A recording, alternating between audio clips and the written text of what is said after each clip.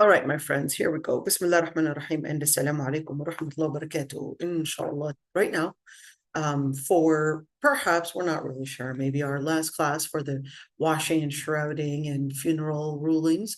So we did actually do the shrouding piece of it, but I thought we didn't give it really the completion that it deserves and the perfection that it deserves. So I thought it would be a good idea to just give it a real fast or at least somewhat thorough and covering the part about takfeen and shrouding. Now, here's one thing. When we speak about shrouding, we're actually talking about making the final, consider it as dressing for the dead person. So we did talk about the washing. We said the most important object for washing is really to wash the body, and washing the body. Yes, the sunnah is to make wudu first and then wudu at the end. Other recommended material to use for washing the dead, recommended. If you don't have that material, it's absolutely fine, which is a sidr. We talked about a sidr, more of a natural soap. So it looks like somewhat of a henna.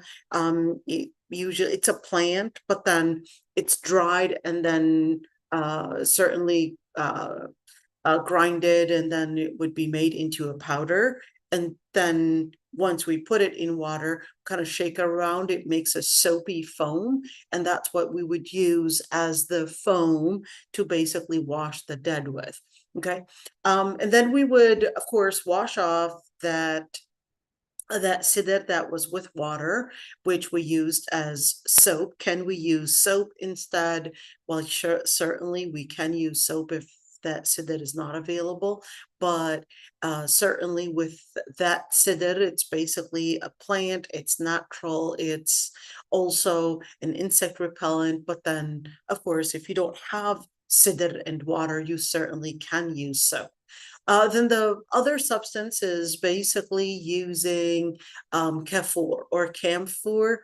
In camphor, right now we have the synthetic kind, but the camphor, the real camphor, is basically a tree, which you would basically collect, and then certainly this tree, once you cook it or once you fry it or cook it, it basically gets out a steam. And then if you have a lid over this, whatever that you are cooking with, the lid will start collecting the camphor, kind of like a white camphor, like it would be a white substance. And that's what would basically accumulate on the lid. And that's what we would use as that insect repellent. Okay, so maybe, I don't know, would you guys want to see a video on camphor and how it's done? Let's actually do that, right?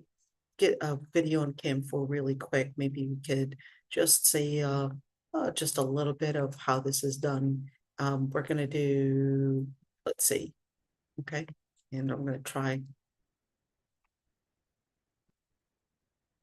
okay, and we're gonna see if we could actually get something for us to see. Okay, here we go. So I'm just going to show you. Let me see.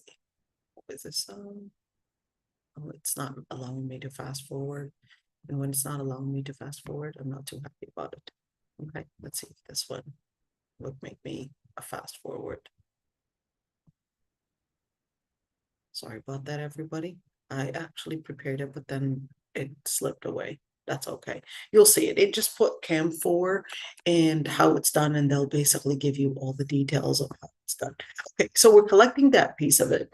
In that camphor, we would mix it with water. And the reason why we're mixing it with water is because we're basically wanting that substance to get diluted with water, and it becomes type of a natural insect repellent for that body. So what we're doing is giving the respect for that body as much as we can. So we're washing it, we're putting the cleanser, the organic cleanser, which is the sidr, and then we're basically washing that off, and then we're going to be putting the camphor, basically a natural insect repellent with it. And then finally, of course, once that body is dried, then we're going to go to the final stage, which basically is the shrouding piece of it. For the shrouding, of course, we're going to consider that it's supposed to be covering all the body. Okay, so in order for it to cover all the body, we must consider perhaps the person's height and weight. So we're going to look at the mass that they would occupy, whether in height or in weight, and you're going to add an extra amount just so that when you tie the whole thing, it basically gives you the room and you're not basically short on material, because you want to tie, get an amount to basically tie at both ends, basically the upper end and the lower end. So you want to consider that piece of it. You don't want to make it too short. You don't want to make it too long and end up with a long amount and a large amount of wasted kafan right there. Okay, and it is best if it is white, and certainly clean. And even if it was not necessarily, white, that's okay, as long as you're basically shrouding with a material and not putting on, let's say, a garment on that dead person. You don't want something that is like pants and skirts and all of that. No, you don't want anything like that. You want something that is not sewn. A little bit of sewn on the side, that's absolutely fine, but we're speaking about a general material thing. Certainly want to do it after the person is dead and, well, is washed. Okay, not after the person is dead. Of course, the person's going to be dead. Okay, after the person is washed. Sorry about that. After the person is washed and dried. So why do we need to wait until they're dry? We need to wait until they're dry in order to make sure that the shroud is not going to get wet. You want to keep it clean as much as you can. Okay, the amount that you would basically use, you can measure the person's height, basically length, that would be length in this situation. Okay, and then you want to measure how big they are. So depending on, of course, the person's weight, you might actually need more shroud depending on that. Right now, in the different areas for shrouding and washing the dead, they usually have it in, kind of like the way that they would sell you. They would sell you the fabric. It would be in a big roll, and you could just, pull it, and that would be basically available for you. So it wouldn't be in small small portions. It would usually be in a big roll. That's basically in the shrouding and in the janaza area. But in some areas, they might actually sell you that in a kit. I used to have a kit that basically had the shroud and all the different things that related to washing and shrouding and everything within a kit box.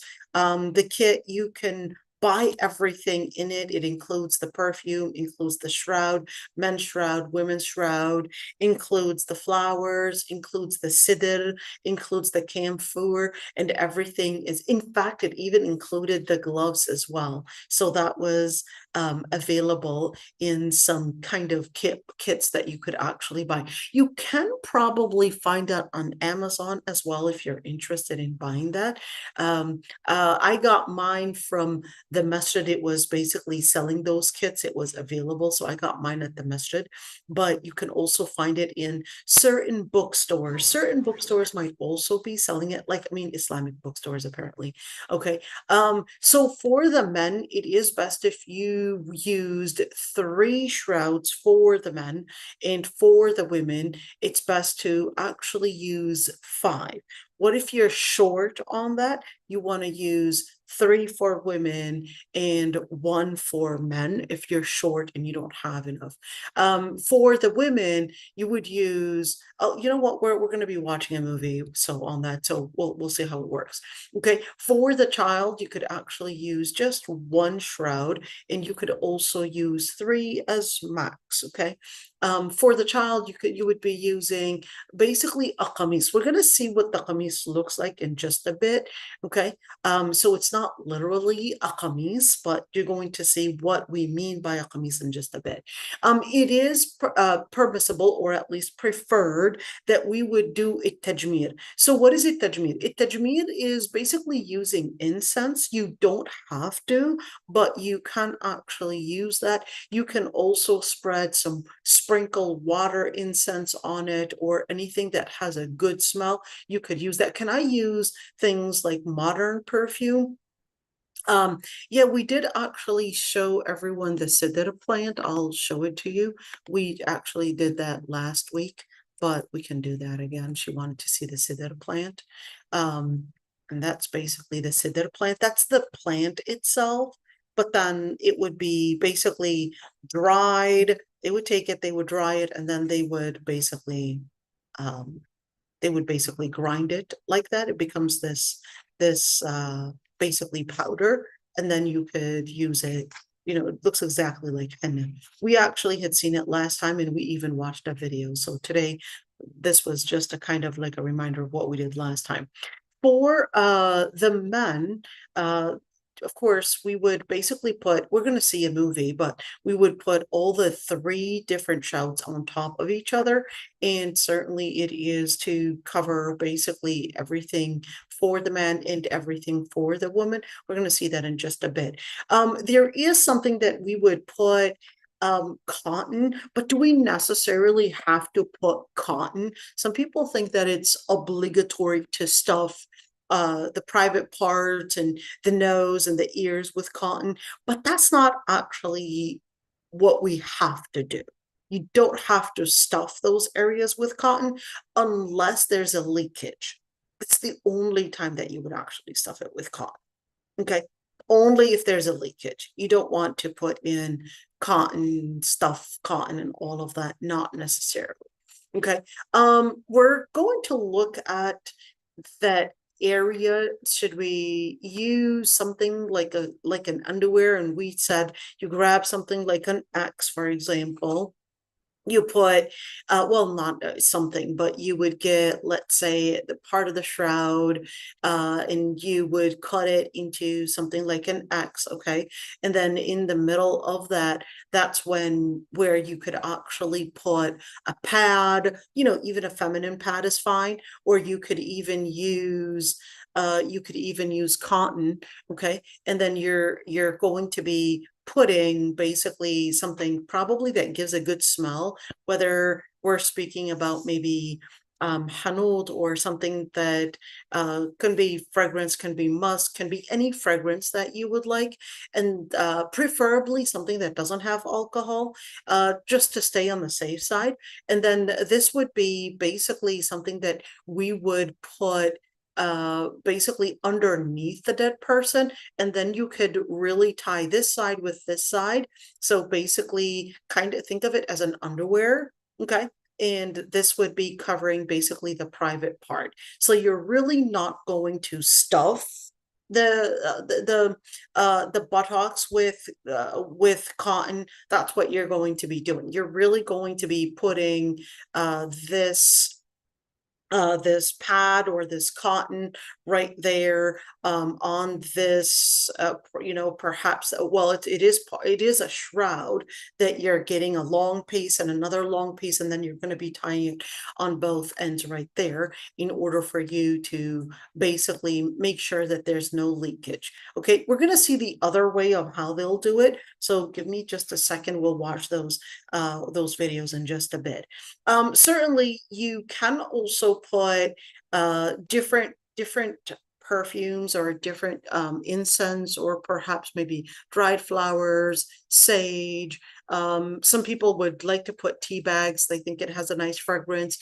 Depending on that country, and that's that culture that they might actually use based on their area of what they would prefer putting on. And for the dead person. So even if you wanted to use flowers, that's absolutely fine. Okay.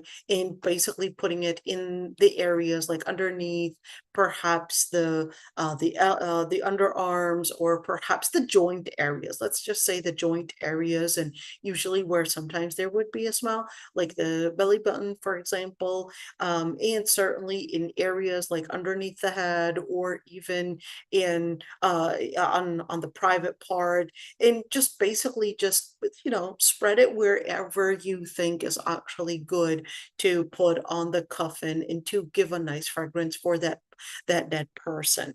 Okay. Let's just look at the part in terms of the video, for us to see it better. Of course, is completely different. Let's do that. I'm going to show you the men's shroud first before I show you the women's shroud, because it kind of looks easier. Okay, I'm going to give you a video right there, and I think out of all the videos, I think this video is actually my preferred video. So I'm just going to show you what this guy had done.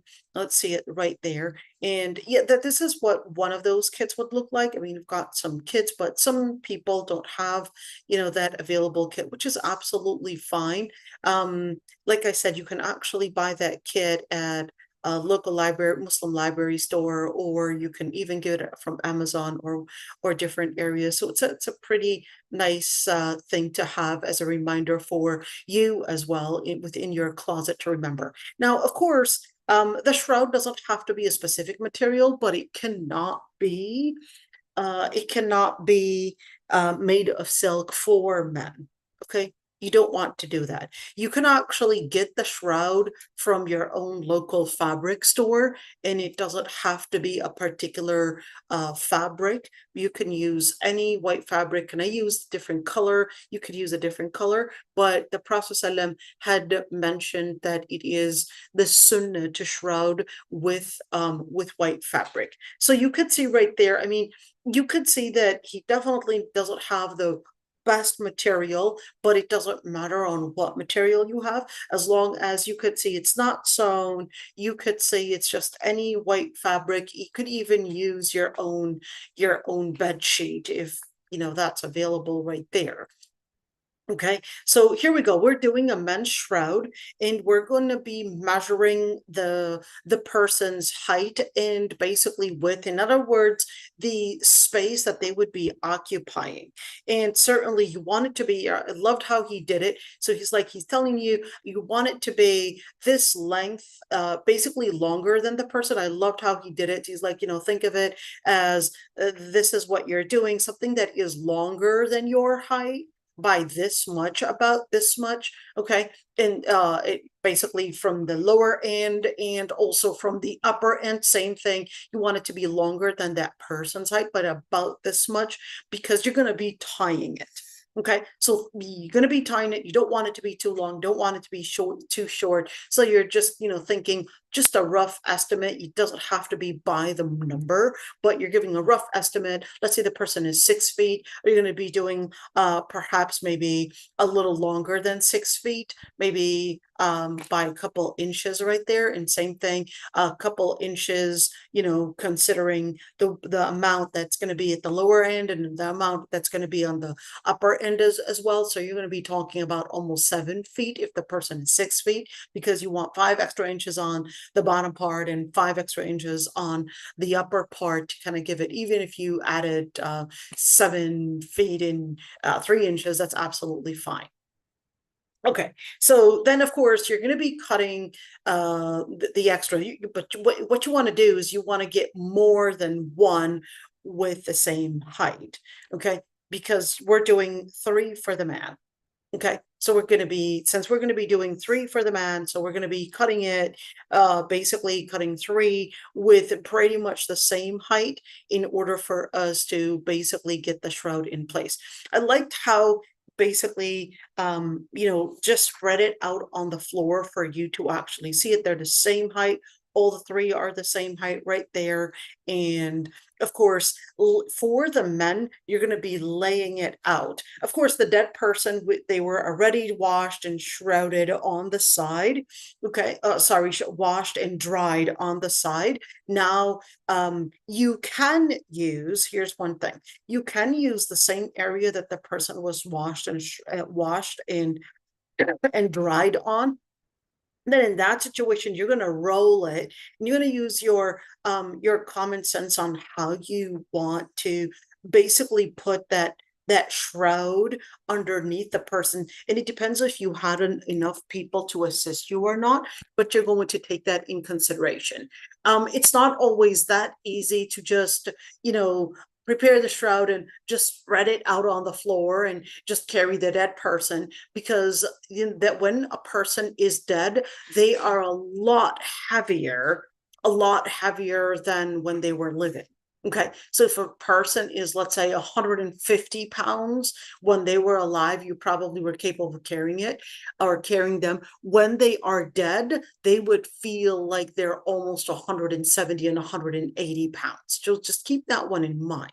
Okay, so you need to use your own physics, your own, let's say, experience on how, depending on the number of people assisting you. But if you're on your own, then you want to make sure that, you plan everything ahead, and you could actually have, with one only person, just prepare everything beforehand in order to put it underneath that person, kind of like roll them to their side, and then put everything that way they could just, be laid flat on their back, and then you could easily just cover that person and let that unroll basically from one end to another. So it makes it easier, but we're just giving you the object of the idea, and then you could use your physics, you could use your evaluation, your logic to actually figure this out. We're going to give you the object of it. Okay, so this is the object of it. The object is basically, here we go. The guy's actually showing us, I wish that they were showing us more to the bottom. He's basically showing you the object is, here we go. We got one shroud for the man that's going to be kind of like a skirt. Okay, so that would be kind of what we would call the izar. And then you've got the other shroud is going to be the whole body. So he's basically showing that for you. Okay, so I loved how he, just gave you the whole object. Okay, let's say, so here we go. This is the whole object. He's making something like a skirt. And of course, with material, if you just cut off just one end, if you don't want whatever was sewn on the side like a bed sheet, you could actually do that to be away from anything that is sewn, and you could just cut off that excessive area that was sewn. But even if it was sewn on the end, that's okay too. But just to stay on the safe side. But at the same time, you see those pieces that he cut. Those pieces that he cut are not necessarily because the ends were basically sewn, but those things, we're going to use almost 7 of them, because we're going to need those to tie the shroud at the end. Okay, we're going to use those to tie the shroud at the end to keep it fixed.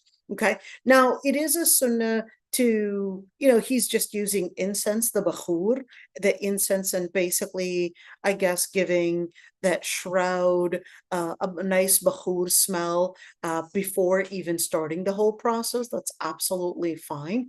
You could do that. And you can even sprinkle some incense on it if you wanted to, I guess, sprinkle on it. That's absolutely fine as well. And you could see right there tying all those pieces that he had cut, because at the end you're going to use that. Now, I like how he laid it out flat for you in order to let you know what this would basically look like, as in terms of the object of what the shroud and what we're doing. Okay, so this is laying it out flat.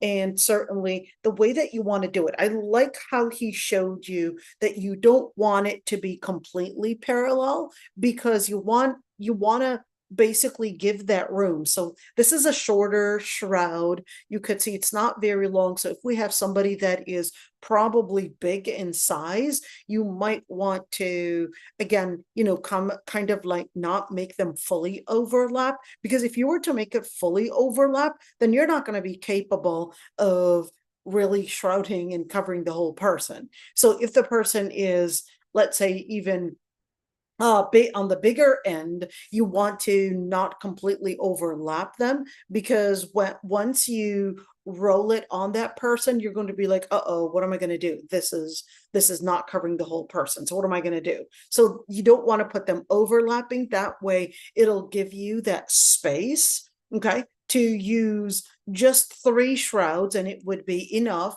not completely overlapping, and then that way you would basically shroud that person. Okay, let's see. And of course, you could see that the 2 were actually the same height, but then here we go, there's that piece of 3rd shroud that's basically connecting these 2, the overlapping end of it.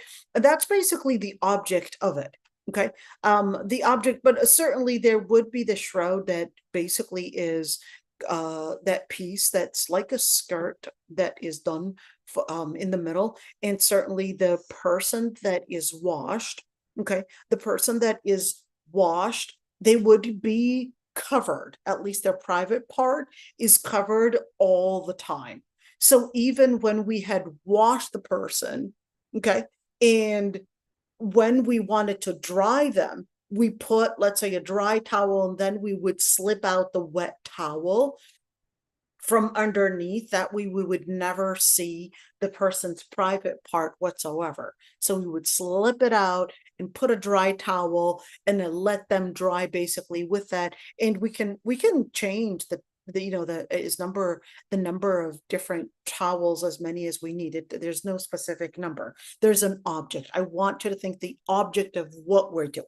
Okay, now while the shroud is laid out, it doesn't have to be laid out, but it would be easier for you to see it. Notice that he grabbed a couple material. Let's say, you can also use gauze if you want, to basically put in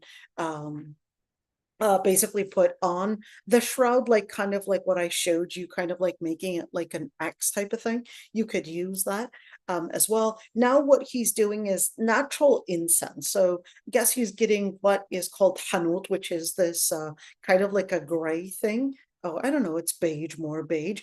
Okay, I don't love like it and like the smell at all, but some people like it. But it's hanut is it's a consider it as, well, it's a plant basically, and then they would crush it, it will dry it and then crush it and basically make it into that. So think of it as a dried think of it as a dried flower right there, and basically made into this powder. You could also see that he's got probably a anbar misk or something like that. You could also use that as well.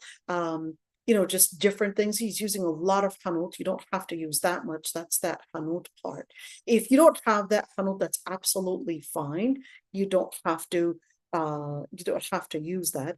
And certainly those packets, those shroud packets, those shroud kits, they would actually have that. And you could see he's using a lot and a lot of hanut.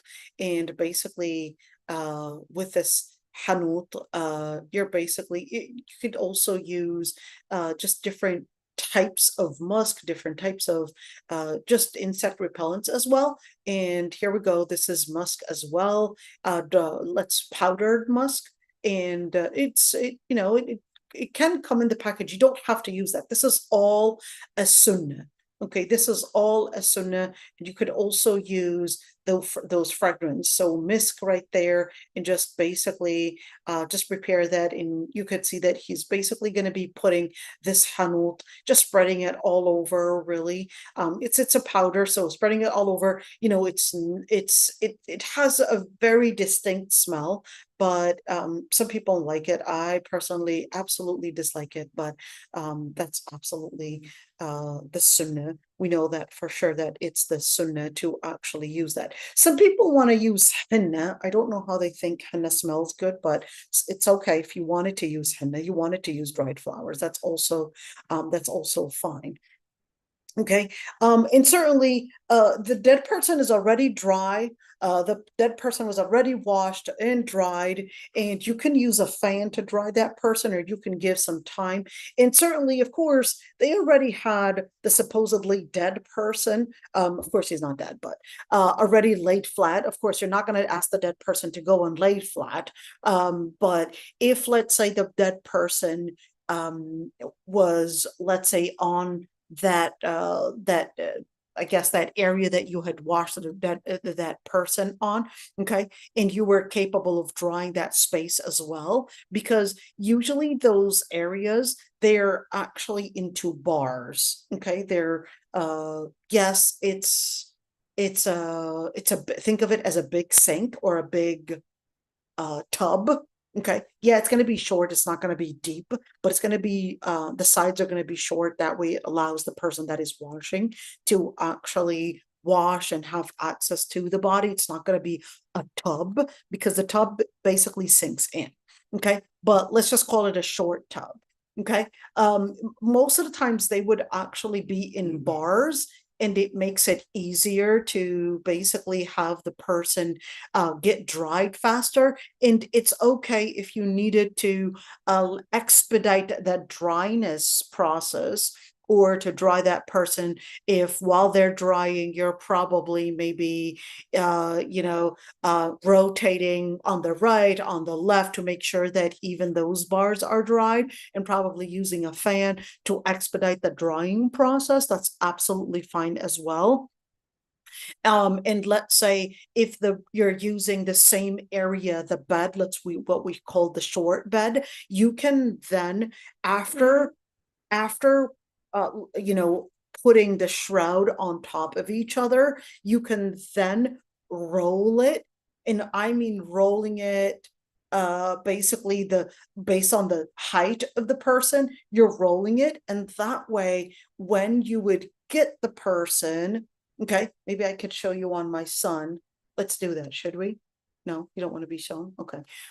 Maybe you could roll it, and then that way you could slip it underneath the dead person.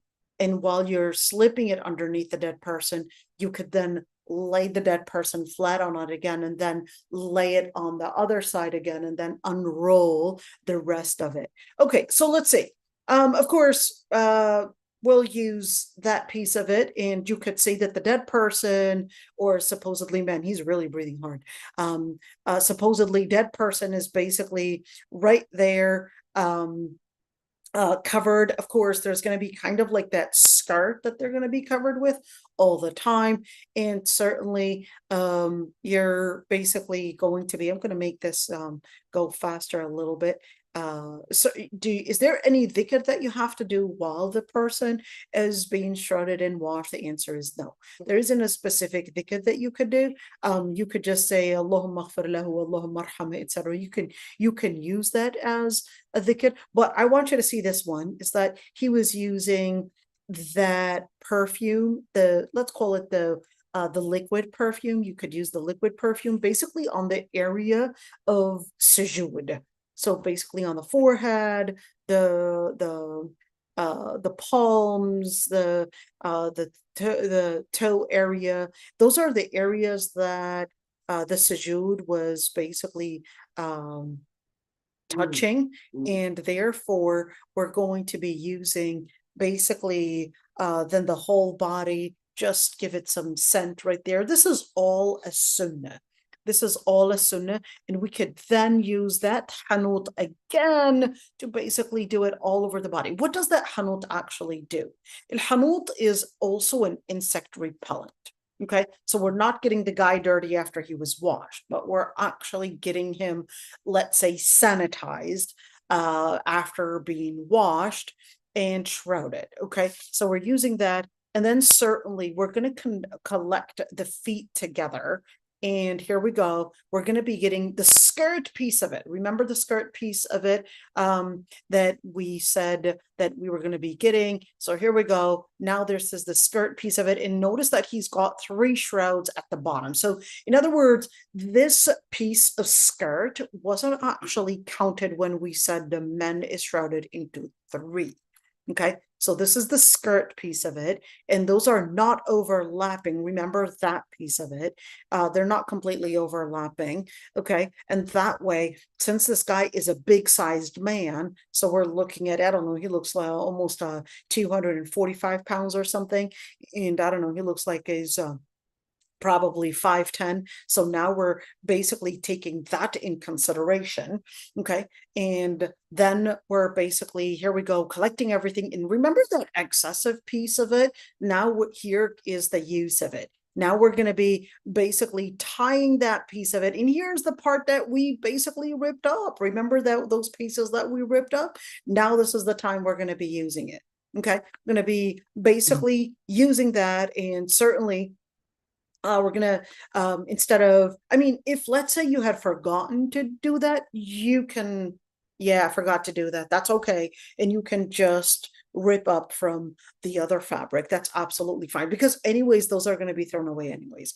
Okay, so here we go, we're going to be tying that. The sunnah is to use 7, but you don't have to use 7. Okay, do you necessarily have to have it all in that way, or can you make literally like 7 pieces? You can, but it basically is easier to have it in one piece once it's untied, because we're going to untie that once they are buried. So that's why he basically just tied them up all together into one long one, but you don't actually have to do that. Can you make them into, let's say 7 separate pieces, or even less or more? It does not have to be the number 7.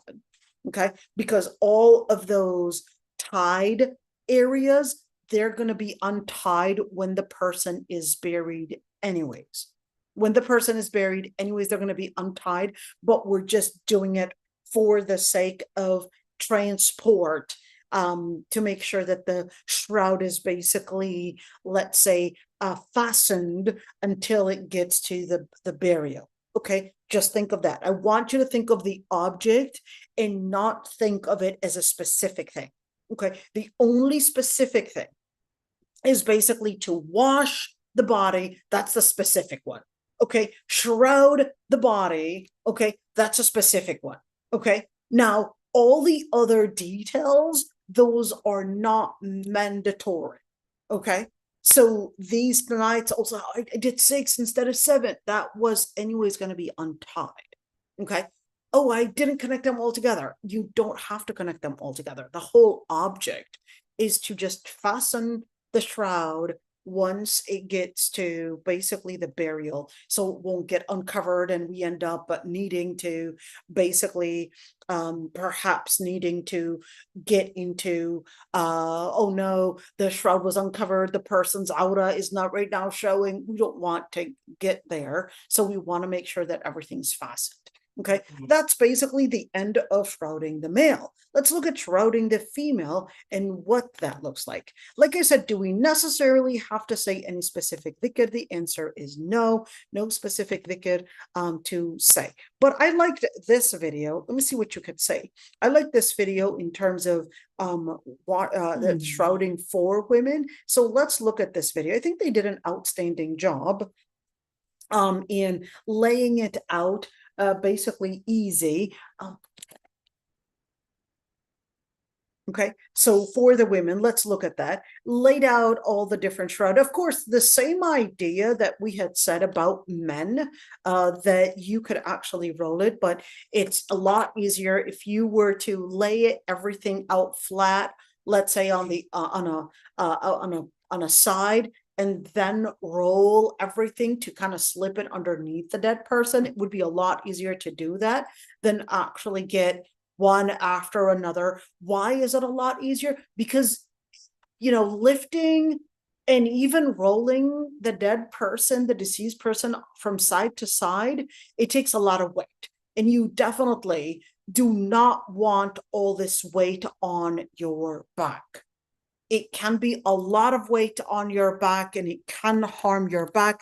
You don't want to end up with herniated disc and slip disc and all of these different things. So you want to make sure that you keep yourself safe as well. Okay. And let's continue right there. So of course, the way that they did it, I guess they were lucky to have a longer and a bigger shroud. The other guy didn't have this long shroud, so that's why he did it into this overlapping type of thing. So let's see right there, we've got the first shroud, we've got the second shroud, those two big pieces to give it, of course, let's say a thicker shroud, because you want to make sure that the woman's clothes and the woman's shroud is not something that is see-through, or at least when the men would bury her, that they're not actually getting direct access to the body in any way, even if it's a dead person, but it's basically to give her respect, to give her that modesty. Okay, but here's one thing. Let's look at this one. I want you to see this one because this one's important. Of course, what did we do? I want you to look at this one. What did we do? We actually put the skirt piece of it. Remember that one. So we did two shrouds. Those are big shrouds. There are differences of opinions on the numbers, by the way. Okay. So this is the Hanbali one. Okay. Because some scholars actually said that the woman would actually be shrouded in a similar way to the men's shroud. So just a note. Okay. Let's say this one. Okay. So of course, we had the skirt piece. I know it's white, and because it's white, you can't really see it really well. And then we had the other upper piece. Wait a minute. Let's look at this upper piece. Watch and look at this upper piece, which is called a qamis. But I want you to look at this qamis thing and what we mean by it. Notice that this qamis, it was basically, let's do it again. I want you to see it again. What did he do? He basically, here we go. Did you see? Okay, let's do that again. Maybe do I have it going on too fast? Let's say the quality. Oh, okay. I would guess I had the playback speed was so fast.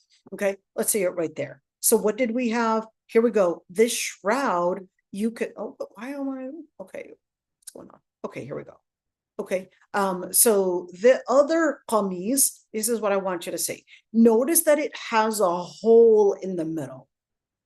Okay, this hole is going to be, think of it as a dress. This is what we're going to have the head going inside.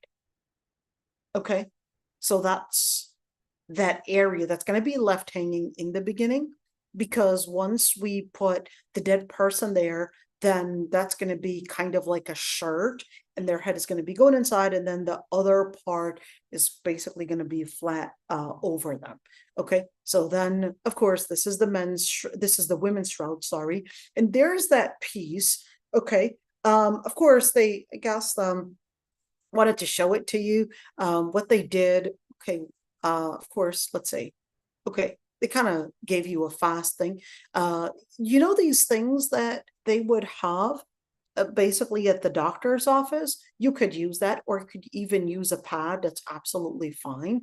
And you can use the X shape that I told you about. You can grab that as well. Those are just cotton things. They're just cotton things. And you're using, remember the hanut that the other guy was using? And that's basically that hanut along with probably dried flowers, or probably incense, or probably powdered musk or whatever. And you're going to be putting it basically on that hanut right there, sorry, on that cotton right there. So this would be kind of like what you would consider as the area, like the underwear. You could use the X idea of an underwear. You could use this idea, which basically acts as the area that is covering the bottom part. That way, when the person is transported to burial, they're not leaking anything. And even if there was a leak, this basically from one end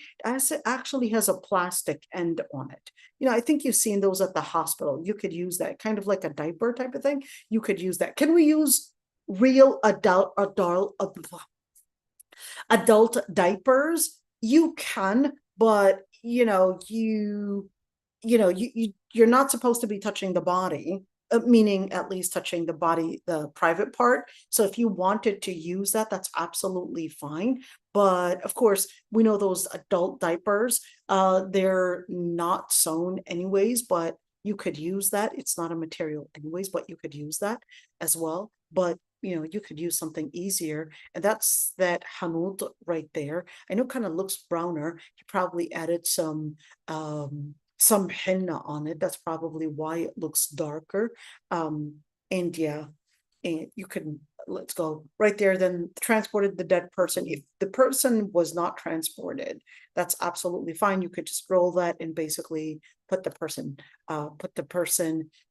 basically to their side, and then unroll, like I said, the shroud after rolling it on the other side.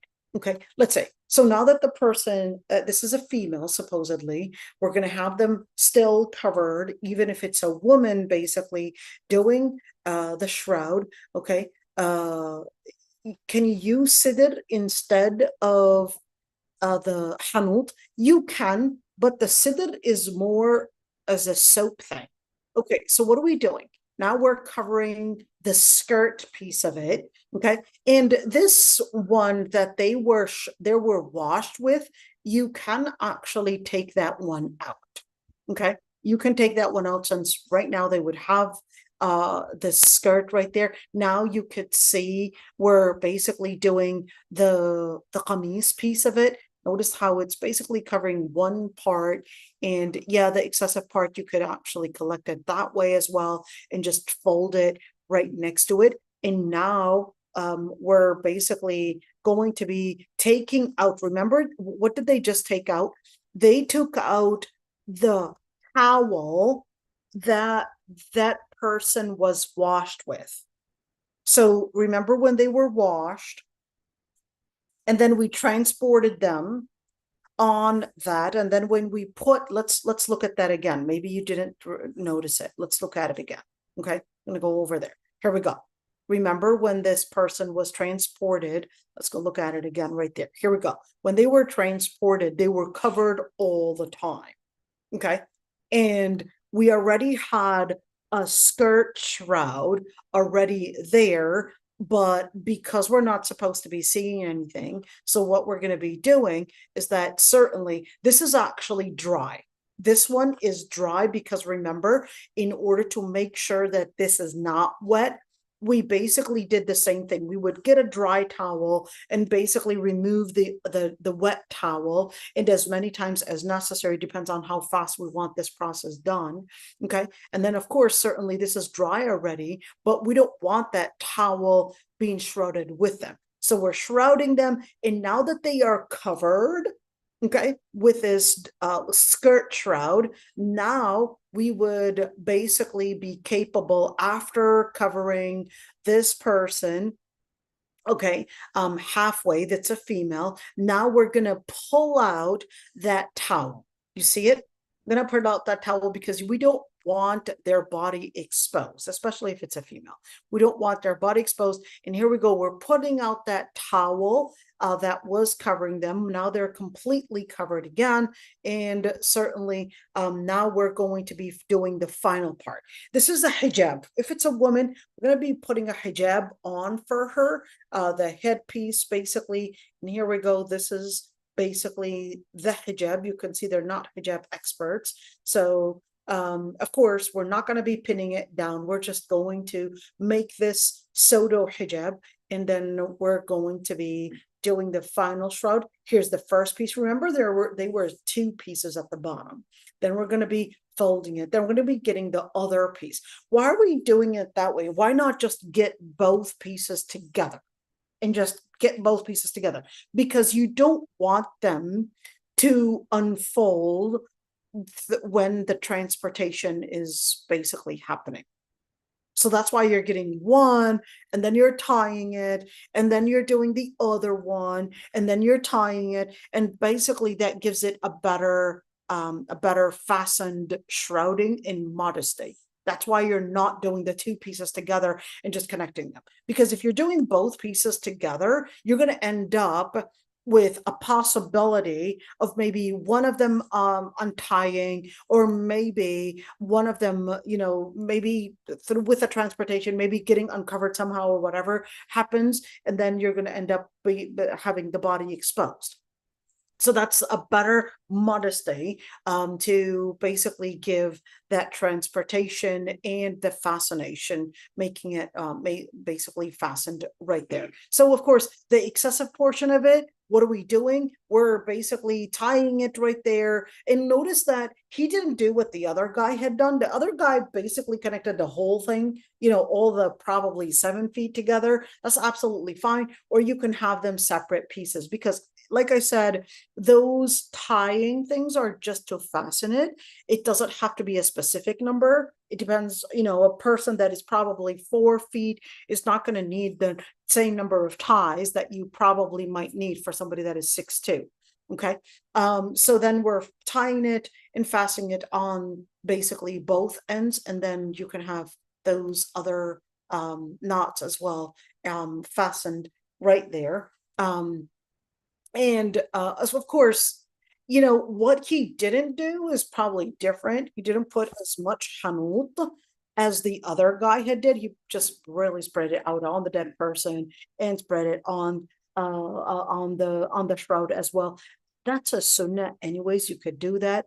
And even if you were to skip that part, that's also fine. Some people like to put a lot of hanut. That's absolutely fine. You don't necessarily have to put that amount on the dead person, or even on that, even if you were to put just a small amount, probably on the diaper area, let's call it that way, that's absolutely fine. Okay, then we're tying all of those, like I said, they're going to be untied when the person is actually buried. Okay, you could see that they're tying it on the same end. What end is this? This is going to be on the left side. Why am I putting it on the left side? Because the person is going to be put on their right side, and it's going to be easier because we're going to be tying these, untying them, okay, while they're buried. So if we're going to be laying the person on their right side, you want it to be accessible to the person that is untying these when the person is going to be laid on their right side in the grave. Okay, so you want it to be accessible for the person that is burying to untie these. That way they don't have to reach out underneath the dead person. So right there, it's on their left side. That way when they're laid on their right, we could just just untie and just take them out, and that's basically it. Okay, so that's why we're putting it on the left side, and we're basically putting the tied knots on all the same end. When the person okay, so you can see right there, just simply just tying it, okay, made into a bow. That's absolutely fine. You don't want it to be too fastened because you don't want it to be too hard, okay?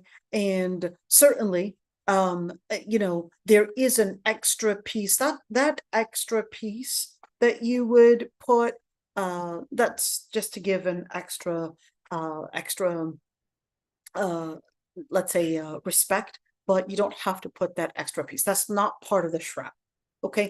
But this is just to give more modesty. And even when they're transported, it's a sunnah to put something on top. So what are we talking about? Something on top, kind of like a wooden thing, to basically give them an extra layer that is not showing the size, or even the image, or even the physique of that dead body if it's a female. So they would be let's say a wooden thing to basically make sure that she's given more space to not reveal basically the physique or her body shape.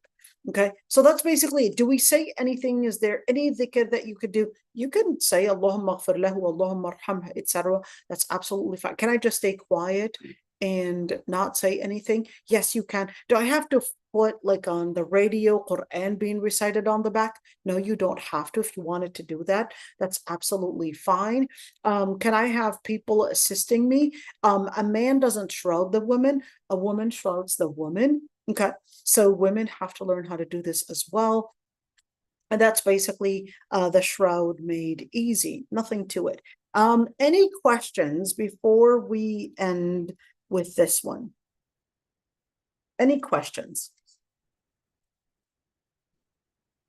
Okay, let's see. Is it allowed to use scents and perfume for women? Yes. Can a child participate in this process? The answer is yes. The child can participate in this process, but you know, what I worry about a child participating in this process is somehow it becomes a trauma for them. So I don't know, you know, this child that probably doesn't understand the situation, probably is trying to figure out what's actually happening. What does this mean that I just lost my loved one?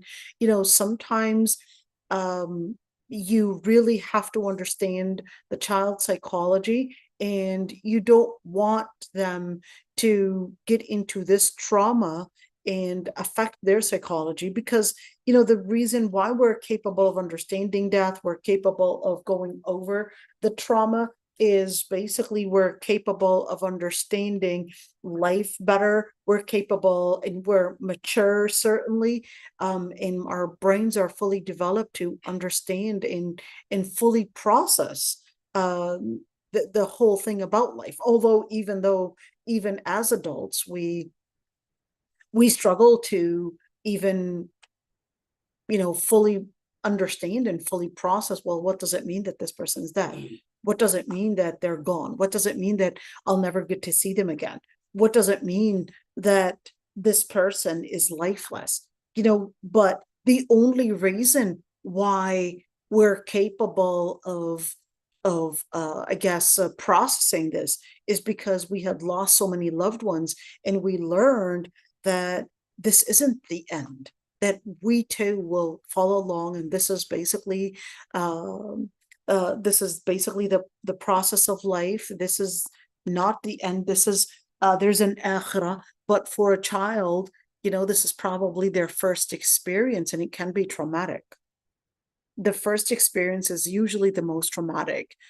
They're seeing a person for the first time. They're if it's their loved one, you know, just seeing that moment that, you know, they're mute, they're not able to move, they're in a situation that I had never seen before. It can be very traumatic, and you definitely don't want to end up with a child needing therapy after that, and probably affecting them psychologically. And for some children, it can actually affect them deeply. They'll probably never speak again. They'll probably have nightmares for a long time. They'll probably you know, have different traumatic symptoms, symptoms of PTSD or symptoms of trauma, and then might affect their studies, might affect their sleep, might affect their life, their day-to-day life. So we have to make sure that we are wise, in how we let these children understand and grasp and fully process what's happening before we would rush and say, it's okay, you can handle it, be a man, etc. It depends on the situation, I would say. I wouldn't necessarily rush and say, hey, yeah, it's okay, let them learn about life.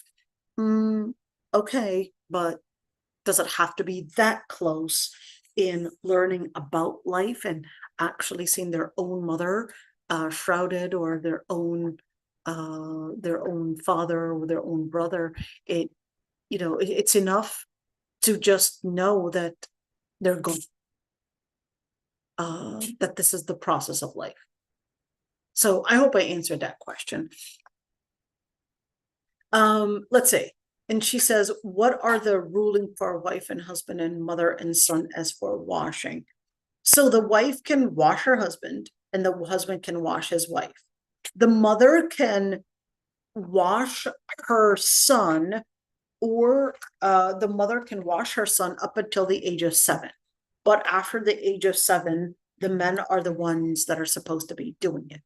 And this is important to understand, that even if you're a mother, you have to teach your child that after the age of 7, you have to learn how to wash and shower and cleanse and basically wipe yourself, clean yourself, do istinja by yourself, but because we're trying to teach them how to become men, how to become responsible at that age. Let's see. And she said, I used to have curiosity when I was a child and I just wanted to see, but I couldn't get permission. I guess, they didn't give you the permission because they didn't want you having a trauma. So yeah, you right now would think that, okay, well, why wasn't I given the permission? I guess your family just wanted to protect you psychologically. I can see where they're going, and I could see why they would want to do that. But you just have to I guess understand that your family is just trying to be protective of your mental health, protective of your basically development. So it's fair that they were, trying to, I guess, keep this information away from you because they felt that you're not ready for it. Certain information, whether about reproduction, death, certain information we may keep away from the children because we would definitely feel that, one, it's probably going to harm their development. It's probably going to use it in the wrong way, etc. So there are certain pieces of information that we may keep away from children, just to basically make sure that they get a healthy development, whether psychologically or whether physically or socially, etc. All of that, or even for their education. So sometimes it's important to have this wisdom. When is that child ready to learn about this piece of information or that piece of information? And then, of course, just make sure that you are teaching that child based on their level of maturity and not giving them too much information which might actually harm them. So yeah, I hope I answered that one. Okay, any questions in regards to that? So how about this? Why don't we end the class as for shrouding, and then the day after tomorrow, inshallah, we'll do Salat al-Janaza. How about that? And that way we can, kind of make it into a separate class. I mean, I can do Salat al-Janaza right now. It doesn't matter. But I thought it would be a good idea. I don't mind. If you want to do Salat al-Janaza, we could just go over it right now. I'm okay with that. But if you prefer just do the funeral prayer and the day after tomorrow, that's okay too. Let's continue. You want to continue? Okay, let's continue. So Salat al-Janaza is quite easy because it's all just 4 takbirat. What does 4 takbirat actually mean? It means 4 takbirat, Allahu Akbar. That's basically takbirat al-ihram. And certainly the dead person, the Prophet ﷺ had basically said that in this hadith, من شهد الجنازة حتى يصلي عليها فله قيراط ومن شهدها حتى تدفن فله قيراطان. وما القيراطان? They asked. He said مثل الجبلين العظيمين. You can see this hadith is actually authentic. What does it mean?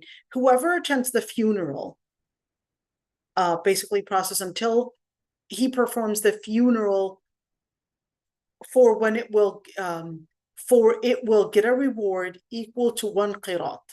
So in other words, are we talking about the person getting the reward for the janaza, or are we talking about the deceased person? We're talking about you and I. You and I, basically, as a living person, attending the funeral, just to attend the funeral, just to be there and attend when it is buried and attend when it is prayed on. Basically, we attended the prayer, janaza prayer, we attended the burial. That in itself, the person will get a qirat of rewards. So they said, what is al-qirat or al-qiratan? What is al-qirat? And he said, it is the almost or similar to the amount of two big mountains. So we're speaking about two big mountains of rewards. Okay, so what's the ruling on performing the Salat al-Janaza? Salat al-Janaza is fard kifaya. What does fard kifaya actually mean? Fard kifaya means a communal obligation. So not everybody within the community has to participate as individuals in the funeral prayer. Okay, so when you say communal obligation, what does that mean? It's enough that we would get an enough number of people to basically pray Salat al-Janaza and attend Salat al-Janaza, and as long as we have some people. What if we have nobody? Every single Muslim within that community is going to be basically held accountable for not being there. Everyone, yes, everyone. But we have to have a good enough number of people. Okay, how do we do Salat al-Janaza? We have to have first the intention. Okay, what do we mean we have to do the intention? The intention is basically into two. The first intention is ikhlas, that we're sincere, we're doing it for the sake of Allah subhanahu wa ta'ala. That's the first intention. The second intention is that we're basically doing Salat al-Janaza. That's the second intention. The second condition is basically to face the Qibla. So you're basically facing the Qibla when you're basically praying Salat al-Janaza. And here's one thing. Salat al-Janaza, it depends on the person. If we're going to see it in a video in just a bit, okay? We're going to be covering the awra. We're going to be, of course, we're going to be, in other words, dressed properly. So if it's a woman, she basically has to be wearing the hijab if she's the one that's praying Salat al-Janaza. Okay. The other part, of course, even the person that is being prayed on for Salat al-Janaza, even the person that we're praying Salat al-Janaza on, they're basically going to be also washed and shrouded, basically, and kept away from all the najasa. So I want you to keep this one kept away from all the najasa. Remember when we were putting the cotton, when we were trying to put in all those different things to prevent leakage, that's what we're trying to keep the najasa from. We're trying to make this as pure as possible, whether we're speaking about the actual janaza / the actual deceased person, or whether we're speaking about the whole atmosphere for Salat al-Janaza. And certainly the person that is deceased, okay, is supposed to be Muslim. We can't pray Salat al-Janaza on a person that is not Muslim. And certainly the person that is praying Salat al-Janaza is also supposed to be Muslim. Okay, and of course, the person that is praying Salat al-Janaza, in order for us, remember when we said it's fard kifaya, it's a communal obligation. Just as we said it's a communal obligation, we need to have people that qualify to fulfill this communal obligation. So what does that mean? A person that reached the age of puberty. What is a person that reached the age of puberty? But for boys, they basically right now, of course, their body is right now basically in the age of manhood. We talked about that before. And for the girls, they're basically boys. Okay, let's see. In order for, let's say, the deceased must be Muslim, attending the funeral, and of course they're within the neighborhood. Can we have people that are outside of the neighborhood? Absolutely, it doesn't have to be that. Being legally accountable, that's basically to tell you that in order to consider these people are qualified as basically fulfilling the communal obligation. That's what we're talking about. Is it obligatory to take a bath after shrouding? That's a very good question. This is differences of opinions between scholars on whether you have to take a shower after shrouding and washing the dead or not. Okay. Wallahu a'lam, the answer is no. You do not have to take a shower. Can the woman that is washing and shrouding the dead be a woman that is on her period? There are differences of opinions between scholars. Wallahu a'lam, that yes, the woman that is washing and shrouding the dead person can be on her period because that is irrelevant. Just as the Prophet ﷺ, when he told his Sayyidah Aisha, Nawilini al-khumra, not al-khamra, al-khumra. What is al-khumra? Al-khumra is basically the prayer mat. And she said, Inni ha'al. She said, I have my period. And he told her, Haydatuki laysat biyadik. He told her, your period is not in your hands. In other words, the period is just in that area, and it is not making you impure. You are yourself pure, not impure. So where did the scholars actually come up that ones that said when a woman is on her period, she shouldn't be washing and shrouding the dead? It was more of their preference, but not necessarily something that there's any textual evidence. Do we have to take a shower after washing and shrouding the dead? Like I said, differences of opinions between scholars. Okay, why did they have differences of opinions between scholars?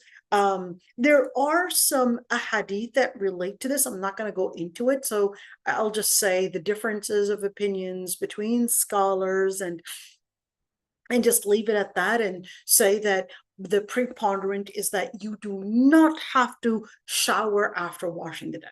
Okay, let's see. For Salat al-Janaza, we have a couple things in terms of arkan. In terms of arkan, what is a rukun again? A rukun means if you don't do it, then your prayer is invalid. In other words, it's a pillar. It's a main thing. If you don't do it, if it's not there, your prayer is invalid. Let's say standing upright, making 4 takbirat, reciting Surah Al-Fatiha in the first takbirah, and then asking Allah subhanahu wa ta'ala to basically salah ala Nabi sallallahu alaihi wasallam, praying for the deceased, performing these in order, and ending the takbirah with taslim. Well, don't worry, we're going to watch a movie, so don't worry, you're going to see everything in the order. We're just doing the theoretical piece of it first. Okay, the sunnah is to raise the hands with every single takbirah. So what if I forgot to raise my hands with each and every single takbirah? As long as you did the first takbirah, you're absolutely fine. That's a sunnah, to raise your hands with each and every single takbirah. If you do not have to, that's okay. To say A'udhu billahi minash shaitanir rajim, to make the dua for yourself, for the Muslims, etc., to basically stand even before the final takbirah, putting your right hand over your left hand while you're basically over your chest, and that is all a sunnah.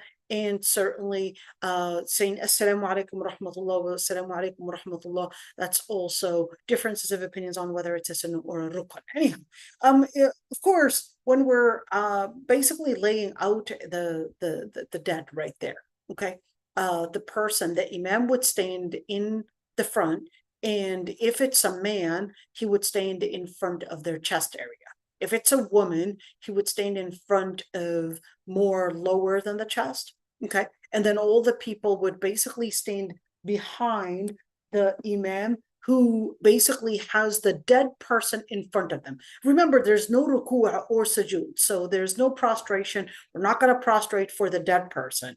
Okay, we're just doing Salat al-Janaza. There's no ruku'.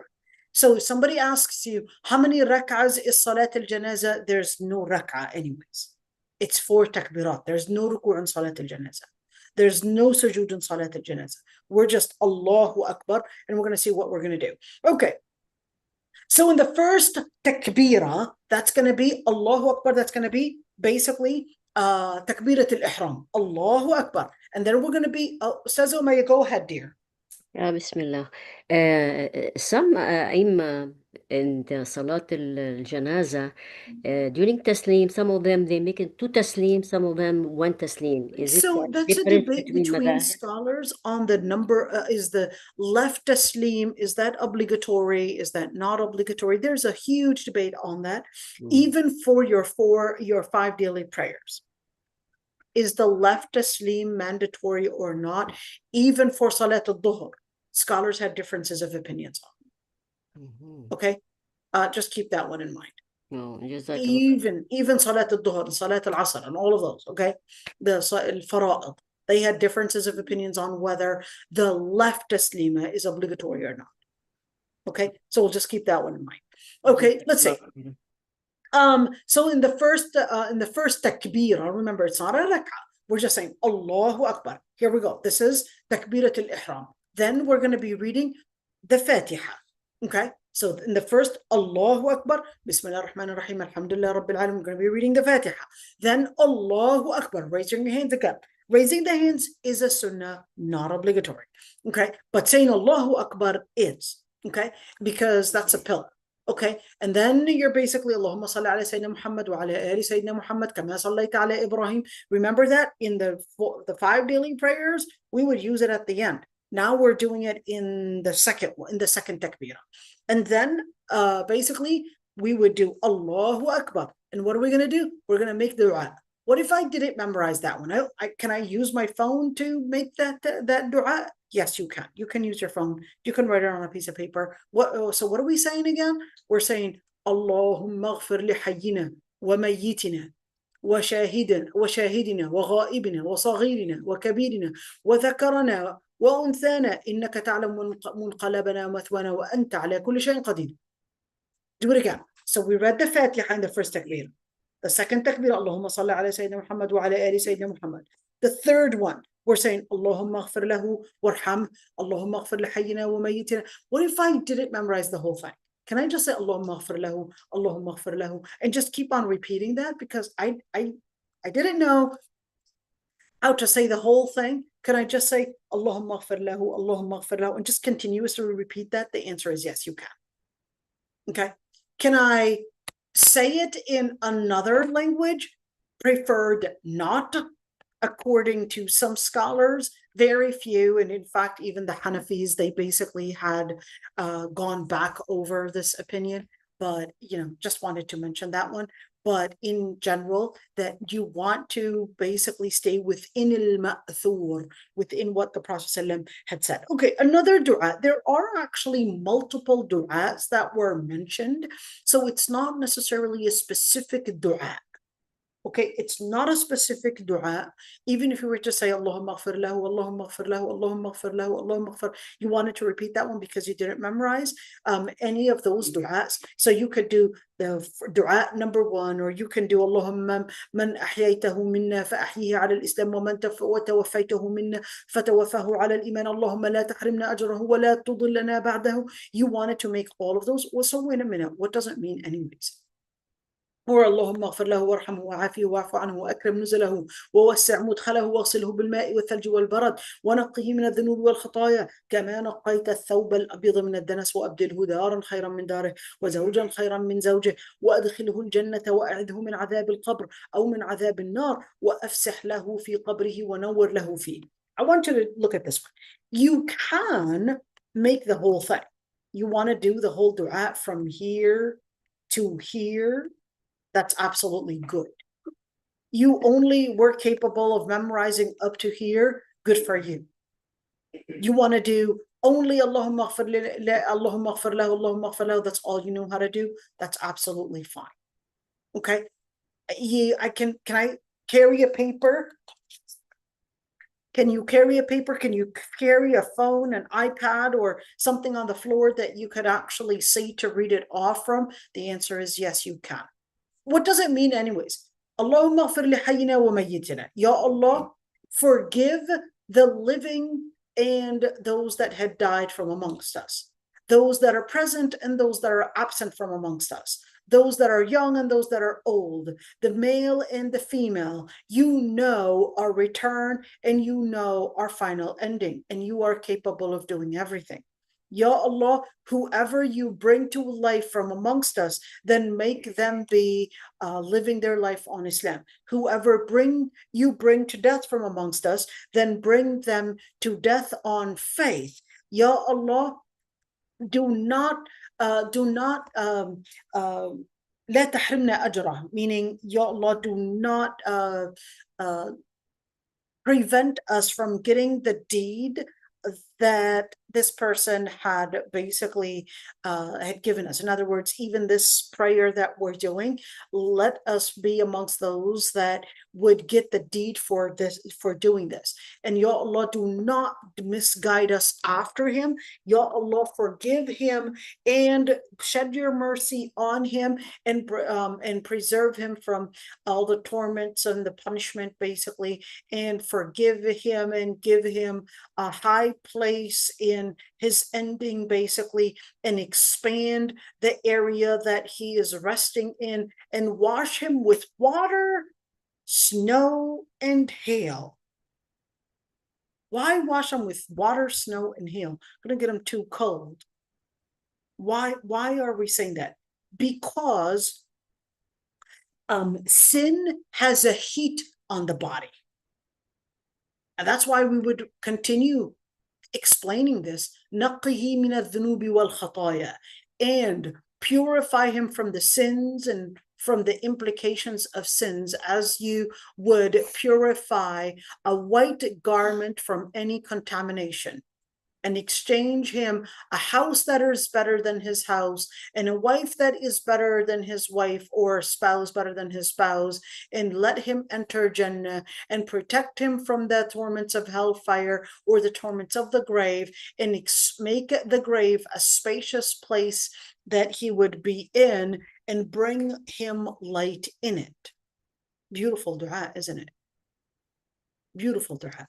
And of course, they've got the translation right here for you. Wonder how they translated Allahumma la tahrimna ajra.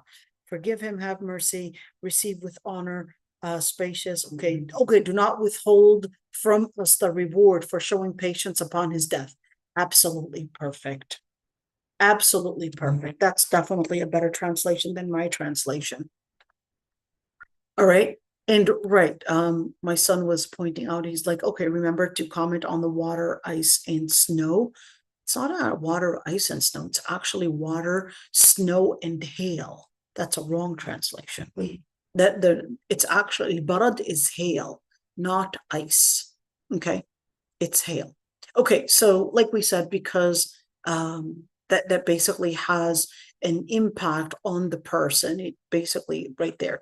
If it's a female, of course, we're going to say Allahumma ghfir laha. We're going to be using basically the female and the feminine pronoun while we're making this dua. What if I was not Arabic and I didn't know that I was supposed to be using the feminine pronoun? That's absolutely fine. You just do what you're capable of doing.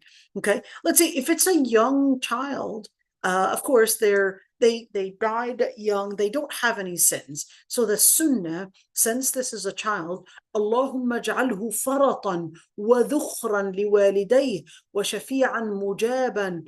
Allahumma thaqqil bihi mawazinahuma wa a'zim bihi ujurahuma wa alhiqhu bi salihil mu'minin waj'alhu fi kafalati Ibrahim wa qihi bi rahmatika adhab al-jahim. If it's a child, what are we doing? Oh Allah, make him precede his parents to paradise, let him be saved, grant him the divine reward, and make him an accepted intercessor for them. Make him an accepted intercessor for them. And oh Allah, make their scales heavy with good deeds, and make their reward greater for showing patience for him. And join him with righteous believers, and let him be in the care of Prophet Ibrahim. Wait, Prophet Ibrahim? Why Prophet Ibrahim? Because Prophet Ibrahim would be the one to take care of the children, care of the children that died. Okay, and the children that died, they don't get to see the torments in the grave or the torments of hellfire or any of that. So they would be in the care of Prophet Ibrahim, and we would make the dua and protect him with your mercy from the punishment of fire. But wait a minute, I thought he was going to be protected from fire anyways. So we're making that dua basically for a reminder for us, children, whether Muslim or non-Muslim children, they're basically going to be entering Jannah. Okay, they're going to be basically entering Jannah And we would, so can we pray Salat al-Janaza on a non-Muslim boy? Differences of opinions between scholars. Okay, because they're not mukallafin. Okay, if a person missed Salat al-Janaza, can they just, they didn't miss it completely, but they missed, let's say, one takbirah or two takbiras, then certainly you can join along, okay? And then whatever you had missed, whether it's a second takbirah, third takbirah, fourth takbirah, you would basically continue it on your own. But if the person had basically missed the whole Salat al-Janaza, did not basically catch up while the imam was doing it, then the person basically had missed the whole thing. And then in that situation, can they actually pray Salat al-Janaza on the grave? Yes, they can. They can pray Salat al-Janaza on the grave, certainly. But remember, Salat al-Janaza, there's no ruku' and there's no sujood. Okay. And if the person is away, let's say the person is basically in a different country, can they actually pray something like Salat al-Janaza? Yes, they would pray what is called Salat al-Ghaib. Salat al-Ghaib is the same thing as Salat al-Janaza. The only difference is Salat al-Janaza, the person that is deceased is not present. Salat al-Ghaib is the same as Salat al-Janaza. So technically you're learning how to pray Salat al-Janaza and Salat al-Ghaib. But the difference is Salat al-Janaza, the deceased person is right in front of the imam right there. But Salat al-Ghaib, the deceased person was probably already buried and probably in a completely different country. When does Salat al-Janaza actually happen? Salat al-Janaza happens, or Salat al-Ghaib, not when the person is dead, but when the person is ready for, ready after washing and shrouding. Okay, if a person, if a woman basically has a miscarriage or an abortion, okay, if the pregnancy was 4 months and above, then they would pray Salat al-Janaza on it. Then they would pray Salat al-Janaza on it if the pregnancy was 4 months and above. If it is less than 4 months, you would not wash it, shroud it, or even pray Salat al-Janaza on it. Okay? All right, just keep that one in mind. Okay, what about, you know what? Let's watch a movie, right? Let's watch a movie. We're going to watch the movie on how to pray Salat al-Janaza. Okay, let's say right there. Let's look at this movie and watch it right there. Okay, well, it's really simple. Hold on, I've got some people actually sending me questions right there. Is it obligatory to make it, which we answered that one. In our community, it's customary to place flowers around the deceased body. That's absolutely fine. Around the face, outside the shroud, that's absolutely fine. It's allowed. And mashallah, how can I get a copy of this dua book? Oh, I'll give you the link to it, inshallah. Some people write La ilaha illallah Muhammad Rasulullah on the shroud. What is the it was not done by the Prophet ﷺ to actually write any of that. Doesn't make a difference. So it would be really a bid'ah to write anything. Does it matter if the person died a while ago? You could, if the person died a while ago and you only had access to the body, okay, to wash it and shroud it, perhaps now you can pray Salat al-Janaza then, whenever you had access to the body. If, let's say, the person died some while ago, then in that situation, you know, the timing for Salat al-Janaza is done. Okay, the timing for Salat al-Janaza is done. Okay, Salat al-Ghaib, you can do it during the same while that basically the person, you had known that the person had died. Is it allowed to, she's asking, is it allowed to place a prayer mat on the top of the shroud? You can, you don't have to, but you can. Decorating the graves with flowers. You know, here's this thing. Let me explain one thing. The Prophet ﷺ, when he was walking past, when he was walking past a grave, and then he said, these two graves are being punished. And he even said the reason why they were punished is because they were not clean in their urine. What does that mean? Especially boys. When they would urinate, they would rush to probably just go away or rush to probably get dressed and just go, and not give themselves the time to make sure that the urine is completely left the body, basically. So give yourself some time. Don't let the urine drip on your undergarment. Okay. So the Prophet ﷺ had said that these two dead people were basically not being pure in regards to their urine. It would be dripping on their clothes, and they didn't even care about it. They just wanted to rush everything. That's it. So give yourself some time to let the urine basically go. Anyhow, the shahid, or the place of witness, is that the Prophet ﷺ had actually he brought a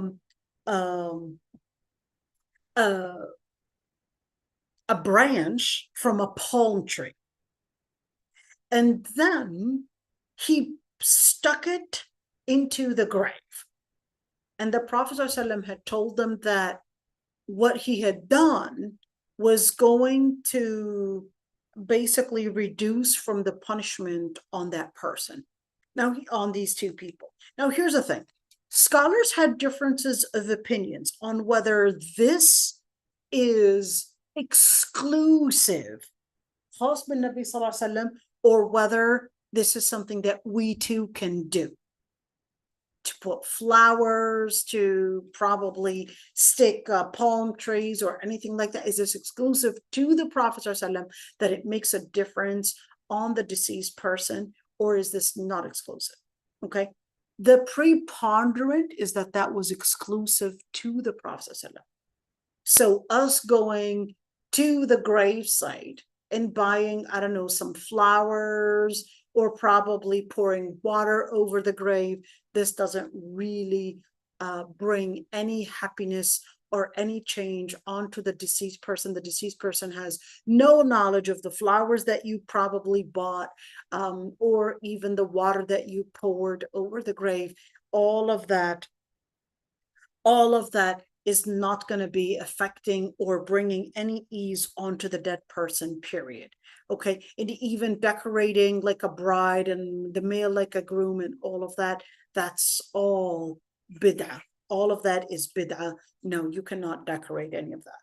Okay, let's see. Salat al-Janaza, we said it was fard kifaya. And of course, look at this one. If it's the person is a deceased, we're going to look at whether this is basically, number one is that the person is deceased. You could see these are the legs. This is the head. Okay, the person's head would be towards the qibla. Okay, and the person's feet would be against the qibla. Okay, let's look at this one. And if it's a male, the imam would stand in front of the chest area of a man. Okay, if it's a female, the imam would basically stand in the middle. Okay, would stand in the middle. Why? That's the sunnah. We don't really know why. What's the wisdom behind that? We don't know. That's the sunnah the Prophet ﷺ practiced it in. And all the different people, you could say they put them, I guess, right there. All the other people are basically behind the imam. Okay. What if it was only one person? Of course, we would have, if it's just one person, then this person would basically use this whole method as well. Okay, so we're doing four takbirat, sorry. We're using two of our hands, of course. Two of our hands, both of our hands are basically Allahu Akbar. That's takbirat al-ihram right there. We're doing four takbirat. Of course, the rest of the people, after the imam had said with two hands basically risen Allahu Akbar, then everyone else is going to follow along Allahu Akbar. And of course, the first takbirah will basically be doing al-Fatiha. Alhamdulillah Rabbil Alameen, the whole Fatiha. Okay, and then Allahu Akbar. Here we go. The second takbirah. What are we going to be doing now? Allahumma salli ala Sayyidina Muhammad kama sallaita ala Ibrahim. Allahumma barik ala Muhammad kama barakta ala Ibrahim. Etc. Allahumma salli ala Sayyidina Muhammad wa ala ali Sayyidina Muhammad wa ala ali Muhammad kama barak. Etc. You know that one. Okay, that's basically what you're going to be doing.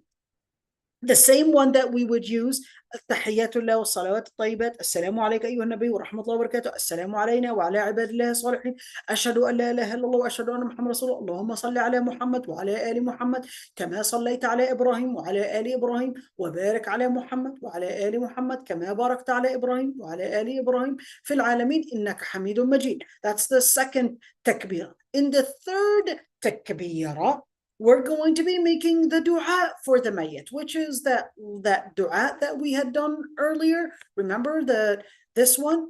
That's the dua that we had done. Let's see, where was it? This right here. Allahumma ighfir li hayyina wa mayyitina wa shahidina wa ghaibina wa saghirina wa kabirina. We talked about it earlier. So right now we're just letting you see it. Okay, let's see. We're going to make that takbirah right there. And then in the after we're done, then we would basically, of course, the fourth takbirah, Allahu Akbar. Then what are we going to do? Just stand really right there and say Assalamu alaikum wa rahmatullah and Assalamu alaikum wa rahmatullah. The left one is a sunnah. The left one is a sunnah, and differences of opinions between scholars. Okay, all right, right there. Assalamu alaikum wa rahmatullah. Then we're done. This is basically Salat al-Janaza. Okay, if of course, if we're talking about 4 months, and if the woman was pregnant in a 4-month pregnancy, then in that situation, we would basically, if it's a pregnancy of 4 months and above, whether it's an abortion, whether it's a miscarriage, if it's a 4-month pregnancy and above, we would wash and shroud and even pray Salat al-Janaza on it. Okay, and just to note, there are differences of opinions between scholars on that as well. Just a note, some scholars actually said only if the baby basically was born alive, that's the only time. So differences of opinions between scholars, just a note. Okay, and of course, even if it was an aborted one, we would basically make the dua for the baby and basically make the dua for the parents as well. Okay, if the deceased is not there, that's what we would call Salat al-Ghaib. And in the same way, the Prophet ﷺ prayed on Najashi, who was the king of Ethiopia, and he prayed Salat al-Ghaib on him too. And even though he was actually not present, and certainly anyone would pray on that person, of course, they would basically get the possibility or even the chance or the opportunity of getting the intercession. This person might actually intercede for you. Of course, it's not permissible to pray Salat al-Janaza on a disbeliever, because anyways, they didn't believe it. And what else is the evidence? Allah subhanahu wa ta'ala said, وَلَا تُصَلِّ عَلَىٰ أَحَدٍ مِّنْهُمْ مَاتَ أَبَدًا. Do not pray on any of them ever, and وَلَا تَقُمْ عَلَىٰ قَبْرِهِ, and don't even stand on their grave as that. In other words, saying things like رَحْ اللَّهِ يَرْحَمُهُ, oh, this person's kafir. Oh, that's a salah on that person. That's a prayer for that person. If the person is a disbeliever, you cannot say Allah yarham. You cannot say, may Allah subhanahu wa ta'ala forgive them, because this person is a mushrik. This person is a kafir. Or rest in peace. It's the same thing. You can't say that on a kafir. If a person died, Allah subhanahu wa ta'ala says, Inna Allah la yaghfiru an yushraka bihi. Allah subhanahu wa ta'ala said, Allah subhanahu wa ta'ala does not forgive that one would associate partners with him. So things like rest in peace, R.I.P., or Allah yarhamu on a kafir person, the ayah is clear. وَلَا تُصَلِّ عَلَىٰ أَحَدٍ مِّنْهُمْ مَاتَ أَبَدًا. And do not pray on any of them ever. On any of them who? The munafiqeen and the kuffar. وَلَا تَقُمْ عَلَىٰ قَبْرٍ. That's a clear, crystal clear ayah. إنهم كفروا بالله ورسوله, for they had disbelieved in Allah subhanahu wa ta'ala, وماتوا وهم فاسقون. That's an ayah in Surah At-Tawbah. You could see it right there. Nothing that anybody that is not wanting to be inclusive is making this up. No, this ayah is a direct ayah. And then وما كان لمؤمن ولا مؤمنة إذا قضى الله ورسوله أمرا أن يكون لهم الخيرة من أمرهم. If Allah subhanahu wa ta'ala decrees something, that's basically the end. So سبحانك اللهم وبحمدك نستغفرك ونتوب إليك نشهد أن لا إله إلا أنت. And that's basically the end for our Salat al-Janaza and the end of our Fiqh of worship, my friends. That's the end of our Fiqh of worship class. And alhamdulillah, we had basically, you know what, we didn't actually talk about al-Lahad. Let's see, let's talk about al-Lahad. And certainly for burial, احفروا وأوسعوا وعمقوا. The sunnah is to basically bury the person, and certainly when the burial happens, we would say it's the sunnah, Bismillah wa ala millati Rasulillah, and basically just say Bismillah wa ala millati Rasulillah, that's the sunnah when the person is being buried. And of course, the person would be buried towards the Qibla. And I did actually, and then there would be, I did send a couple of videos on for al-Qabr. So maybe I could show you for al-Dafn, a video on al-Dafn. You showed us last week. Did I show you last week al-Dafn? Yeah. The Lahad. And I did? Okay. Well, yes, we could in the early morning, and you make our day. MashaAllah. Oh dear. Okay. So I won't show you that again then. Okay. I won't show you that again. So it's a pretty easy thing to find out right now. You could see a lot of videos on al-Lahad right there. This is not allowed, but of course, here we go.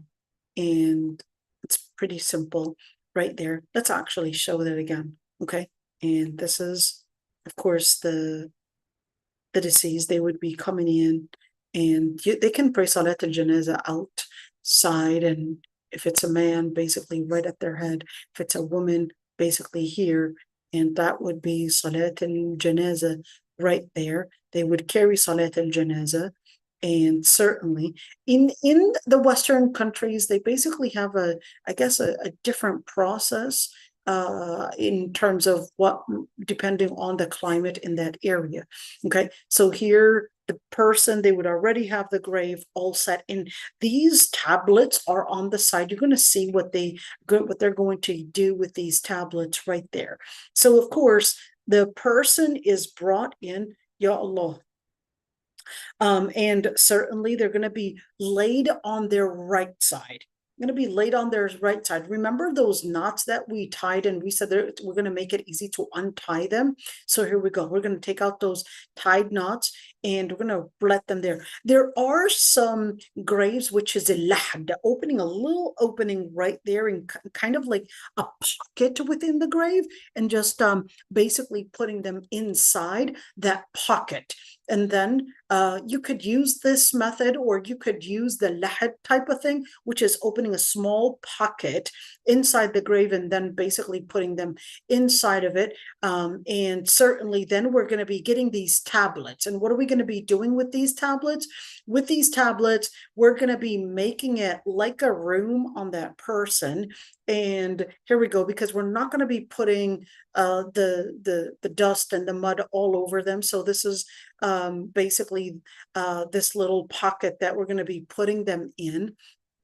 Okay, we're going to use all those tablets, or all those, I don't know what they call them, but basically use it all over. And then we're going to be using somewhat like mud to cover these spaces, like mud, and just cover those spaces.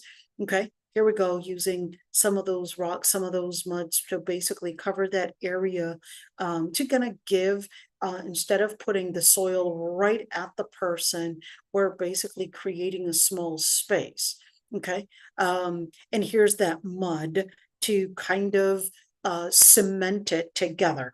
Notice that these little spots, they're basically cementing that area so we won't have the soil go into the person. We're giving respect to the dead person as much as we can. So we're cementing those together, and a little bit of water and a little bit to basically cement it. And once it's all cemented, that's when, of course, they're going to be putting all the soil and covering it. And the reason why we're putting water on top is to make sure that even that soil that we put on top is making a grip and cemented over it, that we won't start with the wind basically fly away. So we're cementing it right there and using this water. And you could say the sunnah is to just make a small kind of a hill on top and just put two tombstones, and that's basically it. Can we write a name on it? You can write a name on it. Some scholars actually said that that's not a sunnah to write the name or anything of that sort. And then the sunnah is to make a khutbah after it. So the khutbah is to remind everyone that this is the ending, to let everyone that is present basically remember this moment that Allah subhanahu wa ta'ala had basically summarized life right before their eyes. So he would remind them that this is the akhirah, this is what you should be preparing yourself for, this is the reality of life, and that their presence is to give them a maw'idha, to give them a reminder right there.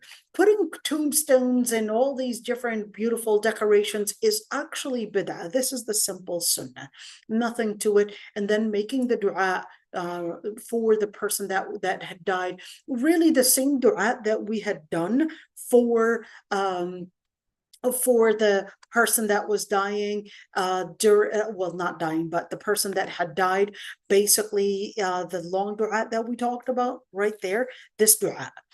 To actually make this dua again, that's absolutely fine. Can you use a paper and read it off a paper? Certainly you can use a paper, your phone, and read it off your phone, and just basically that, you certainly can. So this is basically the end of washing and shrouding.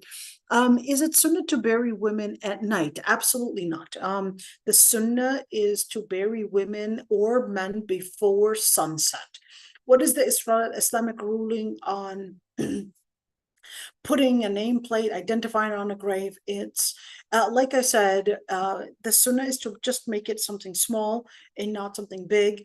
The sunnah is not to write anything really, not the word Fatiha, not the word is it okay to put a name? Sure, sir, you can put a name, but not necessarily, all those decorations. Some people would get a special kind of a stone and, put some, I don't know, a QR code about a video about how they lived and all of that. All of that is actually not sunnah. So, yeah, this is it. سبحانك اللهم وبحمدك نستغفرك ونتوب إليك نشهد أن لا إله إلا أنت. If there are any questions, I'd be happy to answer them, inshallah. Jazakallahu khairan. It was very interesting course, mashallah. Interesting. It's a pretty long one too. We went into lots of details. So this is the end of our fiqh of worship. Stay tuned for fiqh of marriage, inshallah, in September, starting September. I'm really excited because we have a lot to cover, inshallah. So stay tuned, inshallah. The recommended supplications or phrases to recite when transport, there isn't a specific supplication, because the sunnah while they're transporting the deceased person to the grave, the sunnah is to stay silent. Just stay quiet. There's no la ilaha illallah, la ilaha illallah, or reading or any dhikr that you make out loud. That isn't the sunnah. You just stay quiet and just listen. And you don't need to put, Quran to be recited on microphones and loudspeakers. No, just stay quiet and just let that moment sink in of that maw'idha. Silence in itself is actually the biggest maw'idha that you could do at that moment. Ustaza Umayya, go ahead, dear. Yeah, Bismillah.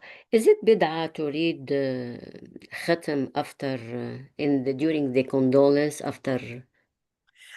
We did answer that question before. We said the Prophet ﷺ didn't do it, but can we, and we went in differences of opinion, especially the Malikis, they regarded that you can read Quran on the deceased and basically ask Allah subhanahu wa ta'ala to include them in the reward. So the Malikis were pretty much the most, I would say, I guess the easiest ones on that. Hanbalis, they were really strict on that and considered that even gathering in janaza itself is actually a bid'ah. Even, yes, having, the janaza, let's say, in the masjid and all of that, they considered it as a bid'ah.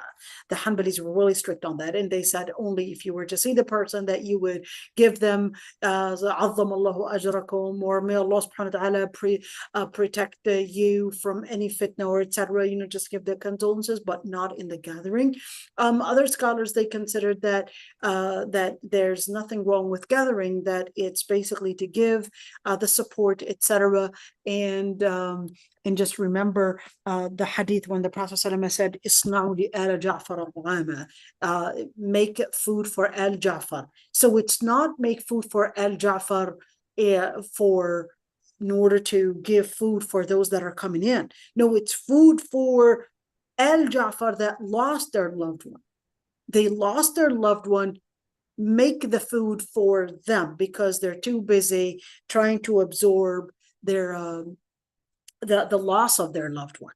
Okay, so but what we're seeing right now is that when there's a janaza, people are there, salad, food, rice and biryani and whatever it is, and everybody's like, okay, it's a party. No, that's not this. It's not a party. It's not a party.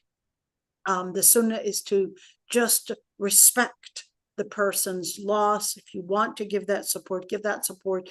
If you would like to read Quran instead of perhaps sidetracking and side talking into all of that, well, you can read Quran, but don't sidetrack and start talking and basically make it like a day for gathering and a day for meeting other people. It's not a day for meeting other people. Respect a person and respect their feelings and respect their loss. And it's not a day of party either. So so this is it, inshallah. If there are any questions, I'd be happy to answer them, inshallah. All right, so subhanakallah wa bihamdik, nastaghfiruka wa natubu ilayk, nashhadu an la ilaha illa ant. Inshallah, we will see you all